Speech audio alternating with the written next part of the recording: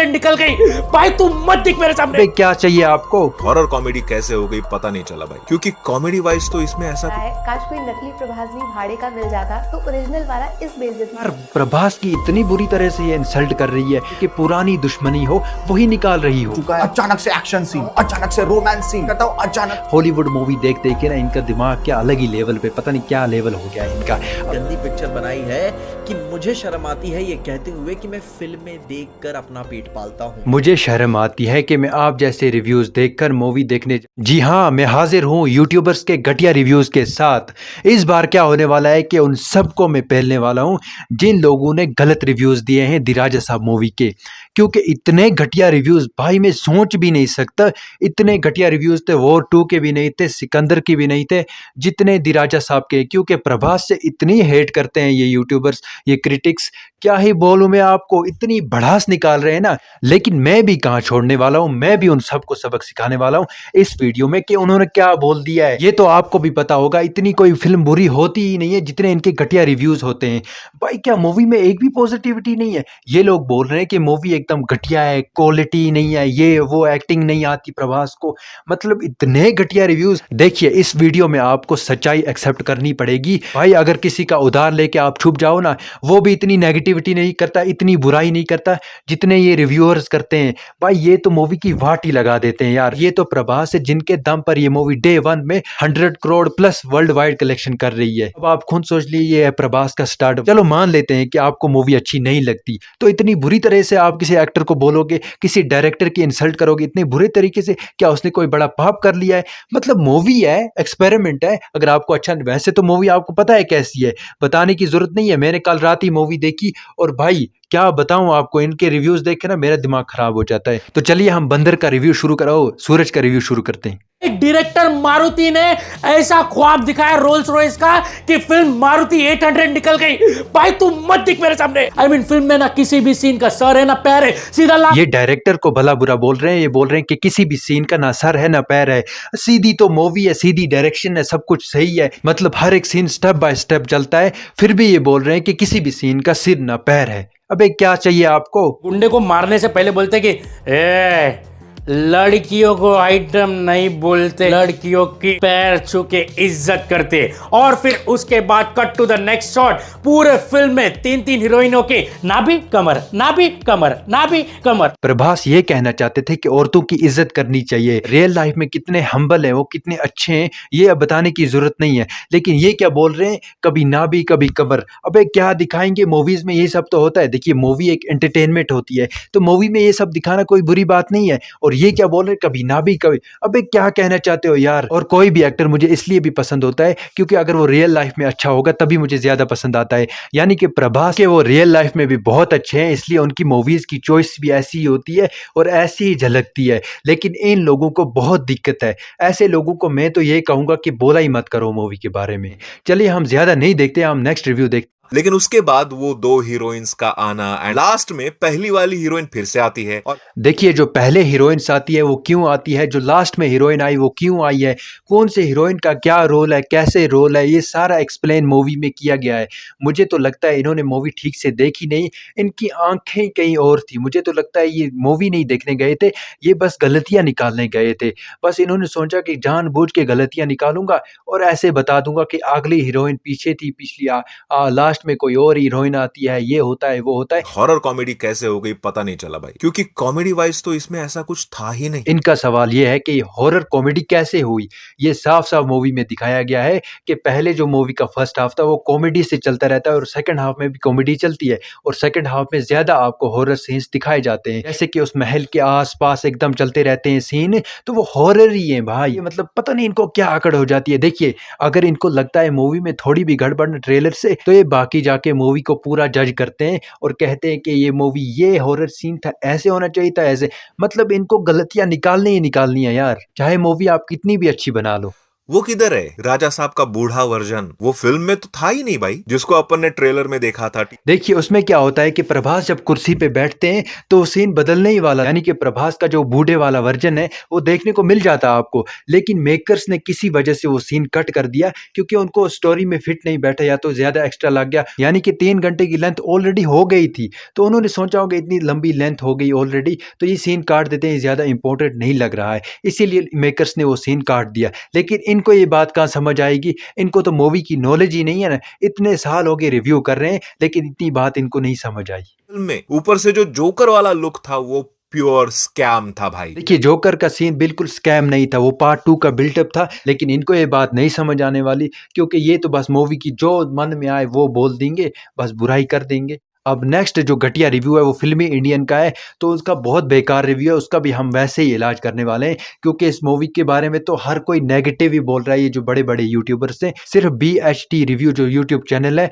उस पर मैंने देखे उस भाई के पॉजिटिव रिव्यू, सबसे पहले उसी का आया, लेकिन इन सब के जब घटिया रिव्यूज आए तो ये वीडियो इन्हीं के लिए ही है। मतलब ऐसे घटिया गाने फिल्म में दिखाना अलाउ? देखिए बॉलीवुड हो या साउथ मूवीज हो, उसमें गाने इसलिए डाले जाते हैं थिएटर एक्सपीरियंस के लिए। कुछ लोगों को ये गाने देखने में बहुत मजेदार लगते हैं, मुझे तो बहुत अच्छे लगते हैं, लेकिन इनको ये बात कहाँ समझ आएगी क्योंकि गाने इतने इम्पैक्टफुल होते हैं, गानों में अलग ही मजा आता है सुनने में, थिएटर में जो BGM लगता है गानों के साथ वो फील होता है गानों के साथ।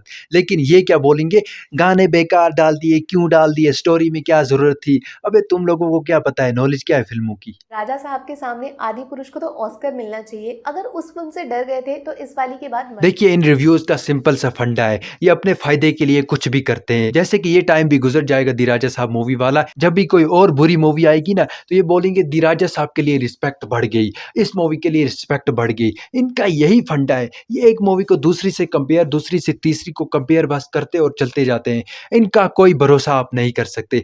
मतलब क्या यार, मुझे तो इनकी समझ ही नहीं आती। 3 सेकंड का एक भी सीन रियल नहीं है, सबका सब ग्रीन स्क्रीन पे शूट मारा है। काश कोई नकली प्रभास भी भाड़े का मिल जाता तो ओरिजिनल वाला इस बेइज्जती से बच जाता। मतलब 3 सेकंड लिटरली, क्या मूवी इतनी बुरी थी? ये कमेंट सेक्शन में आप बता दो यार। प्रभास की इतनी बुरी तरह से ये इंसल्ट कर रही है, बोल रही है प्रभास को क्या क्या यार, मतलब इतने बड़े एक्टर को इतनी बुरी तरह से रोस्ट कर रही है, जैसे कि पुरानी दुश्मनी हो वही निकाल रही हो। में संजय दत्त क्यों है? नहीं मतलब ना फालतू नेगेटिव कैरेक्टर है जिसका कोई इम्पैक्ट नहीं है कहानी पे, कॉमेडी का तो नाम ही मतलब। इन्होंने तो प्रभास को नहीं बख्शा तो संजय दत्त को कहाँ बख्शेंगे, उनको कहाँ छोड़ने वाली थी ये। व्यूज इतने बड़े मिलियंस पे लोग इनको देखते हैं, लेकिन ये ऐसे बुराई करती है यार, जैसे सबसे बड़ी विलन तो यही हो। मुझे लगता है संजय दत्त विलन नहीं है मूवी में, मेन कैरेक्टर विलन तो ये है, रियल लाइफ विलन। और अगर इन विलन्स लोग से आप तंग आ चुके हो तो इस चैनल पर सब्सक्राइब कर लो, क्योंकि यहाँ मिलेगा आपको बेहतरीन कंटेंट, साथ लाइक बटन भी।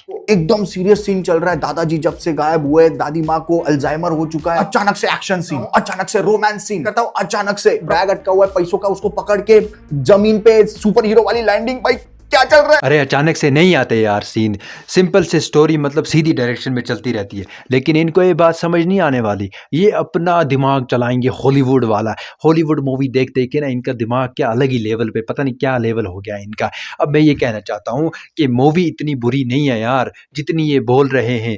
मूवी एटलीस्ट आप देखो, एंजॉय करो, क्योंकि हर एक के लिए एंटरटेनमेंट अलग हो सकता है। किसी के लिए कोई मूवी बुरी हो सकती है, किसी के लिए अच्छी। अब ये सब नेगेटिव बोल रहे हैं, मैंने सिर्फ नेगेटिव लोगों को उठाया है, ऐसा नहीं। आप पब्लिक का रिव्यू जाकर देख लो कितना पॉजिटिव है यार, ऐसा नहीं कि आप इन क्रिटिक्स को देखकर जाके मूवी ही ना देखो। सही मुझे लगा कि सेकंड हाफ में मूवी सीरियस हो रही है टॉपिक को लेकर, दो चेंज पोकली की हीरोइन आकर लड़ने लगती है अचानक से, एकदम से ही प्रभास मेरा है, प्रभास मेरा है। मैं बोला भाई मैं गजनी वजनी तो नहीं बन गया कि मैं कुछ मिस तो नहीं कर दिया मूवी का? यार इनको तो समझ नहीं आने वाली है। वो जो 3 हीरोइंस थी ना, वहां पर एक बहुत बड़ा लेसन था, बहुत बड़ी चीज आप सीख सकते थे, लेकिन नहीं सीख पाए क्योंकि दिमाग इनका तो कहीं और ही था। वहां पर एक बड़ी सीख दी गई थी, जो डायरेक्टर है उनका वो स्मार्ट मूव था, लेकिन वो मूव ये नहीं पढ़ पाए क्योंकि ये मूवी देखने नहीं गए थे, नेगेटिविटी निकालने गए थे ना। गंदी पिक्चर बनाई है कि मुझे शर्म आती है ये कहते हुए कि मैं फिल्में देखकर अपना पेट पालता हूँ। मुझे शर्म आती है कि मैं आप जैसे रिव्यूज देखकर मूवी देखने जाया करता था पहले। मतलब आप जैसे रिव्यूज देखकर ऑडियंस डिसाइड करती है कि मूवी देखनी चाहिए कि नहीं। मैं तो कहता हूँ ऊपर वाला इनको जितना भी देना,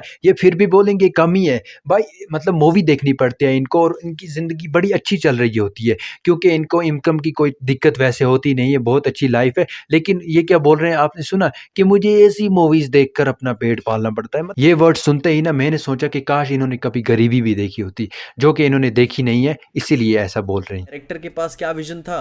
उसके पास टिकटॉक आइडियाज थे कि हाँ 30 सेकंड के लिए साइकाइट्री, एक्सोर्सिज्म सब डाल दूंगा। मुझे लोग कितना स्मार्ट समझेंगे ना मम्मा। और आपने देखा एक बच्चे का रिव्यू देख रहे हैं हम, जो कि एकदम बच्चों की हरकतें करता है और बोलता है कि टिकटॉक, भाई कौन डायरेक्टर टिकटॉक से अगर कोई चीज़ उठाएगा ना, इंस्पायर करेगा ना, कोई बुरी बात नहीं है, लेकिन ऐसा नहीं है यार। मूवी में बिल्कुल कोई टिकटॉक नहीं उठाया गया है, अपनी वर्ल्ड क्रिएट की गई है, अपनी सब कुछ अच्छा है, मगर इनको ये बात नहीं समझ आती क्योंकि ये अभी बचपन में है और बच्चे हैं। खाया है, फुल टाइम गर्लफ्रेंड है वो। ये बहन का ये दूसरे शहर में जाके 2 सेकंड में भूल जाता है। पिक्चर पहले ये दिखाओ, ये सॉल्व करके। देखिए ये जो गर्लफ्रेंड वाला चक्कर है ना, आपको तो पता होगा साइकोलॉजी। अगर आप किसी को ये जताओगे कि आप उसके लिए प्यार करते हो, उसके बिना आप जी नहीं सकते, आप उसके बिना कुछ हो ही नहीं, वही आपकी दुनिया है, सब कुछ है, आप दिन भर रात उसे जानू जानू कहते रहोगे, तो वो आपको एक दिन छोड़ ही देगी। भाई ये साइकोलॉजी ऐसे ही काम करती है, लेकिन इनको ये बात नहीं समझ, क्योंकि ये कहाँ साइकोलॉजी पढ़ते हैं, इनके पास कहाँ उतना टाइम। ये तो टिकटॉक वीडियो देखते रहते हैं पहले, तो फिर मूवी को जज करते रहते हैं, गलतियां ढूंढते रहते हैं। 3 घंटे का ये सरदर्द बनाने के बाद एंड में वो लोग अनाउंस करते हैं कि राजा साहब पार्ट 2 भी आने वाला है।